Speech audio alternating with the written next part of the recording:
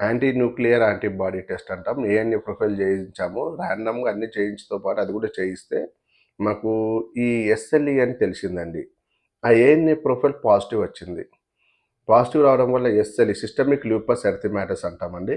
At ఆ problem మాకొచ్చింది sir. దీనివల్ల మనం ఇంగ్లీష్ మెడిసిన్ స్టార్ట్ చేశామండి. గత 4 సంవత్సరాల నుంచి ఉంది ప్రాబ్లము. కానీ ఇంగ్లీష్ మందులు వాడుతున్నాము.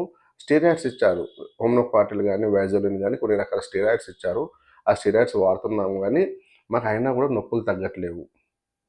స్కిన్ అంతా మొత్తం పాడైపోతుంది. స్కిన్ అంతా బ్లాక్ అయిపోతుంది. పిగ్మెంటేషన్ లాగా అవుతుంది.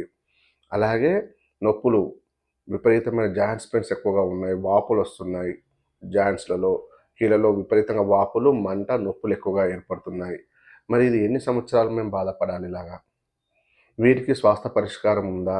అని పేషెంట్స్ అడుగుతుంటారండి చాలామంది. ఎందుకంటే ఎస్ఎల్ఈ కేసెస్ అనేటివి అంత తిరిగి, తిరిగి, తిరిగి మన దగ్గరకొస్తారండి. ఎందుకంటే అవి ఎన్ని మందులు వాడినా ఇంగ్లీష్‌లలో ఎన్ని రకాల ఇంజెక్షన్స్ తీసుకున్నా గూడా ఆ వ్యాధికి మందు లేదు. అంటే ఇది ఎందుకంటే ఎస్ఎల్ఈ అనేది ఒక ఆటో ఇమ్యూన్ డిసీజ్‌గా మనం పరిగణిస్తాం. కాపాడాల్సిన దీన్ని ఎస్ఎల్ఈని మన వైభవ్ హోమియోపతి క్లినిక్‌లలో కాన్స్టిట్యూషనల్ పద్ధతి ద్వారా ట్రీట్మెంట్ ఇస్తామండి.